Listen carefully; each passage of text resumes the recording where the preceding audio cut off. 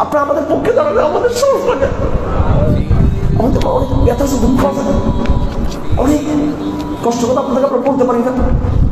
মানুষ আমাদেরকে অনেক কথা বলছে, আমাদেরকে ঝুঁকি বলে মানুষ, অনেক ট্যাগ লাগে মানুষ, কিন্তু আমাদের কোম্পানি সম্পর্কে, আমাদের সেক্রেটারি সম্পর্কে মানুষ কম জানে, অনেক কম জানে মানুষ। আমার ভাইরা আজকে বছর পর বছর কয়টা শহীদের লাশ আপনার কাঁদে নিব, কয়টা শহীদের লাশ কাঁদে নিব।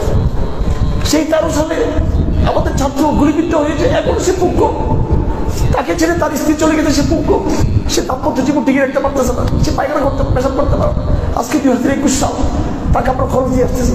এরকম অনেক কোরবানি আমরা আপনাদেরকে বলি না, আপনারা মনে করবেন যে শুধু টাকার কথা বলে, শুধু এই জন্য আপনাদেরকে আমরা অনেক কথা বলি না। 100টা 200টা দাবি আসলে পাচ্ছে, একটা দিনও দাবি আপনাদেরকে বলি। আমার হোয়াটসঅ্যাপ, আমার ফেসবুক পড়ে গেছে, সবসময় আমার হোয়াটসঅ্যাপে মানুষ আমাদেরকে সাহায্য চায় আমার কাছ থেকে।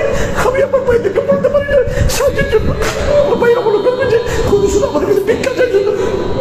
আমার হোয়াটসঅ্যাপ চেক করুন, সবসময় বিভিন্ন শহীদ পরিবার থেকে, বিভিন্ন জায়গা থেকে মুসলিমরা আমার কাছে সাহায্য চায়।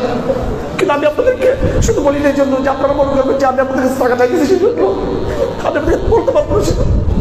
এরকম কারণ চাইতো ভাইরা আছে, ছোট ছোট মাসুম বাচ্চারা আছে, এরা আঙ্কেল আঙ্কেল করে ফোন করে আপনাদেরকে 10টা 20টা 50 100 দাবি আসলে 200 500 দাবি তৈরি হলে আপনাদের থেকে আমি একটা দুটো আপনাদেরকে বলি, আমি শুনি অল্প অল্প করে বলছি।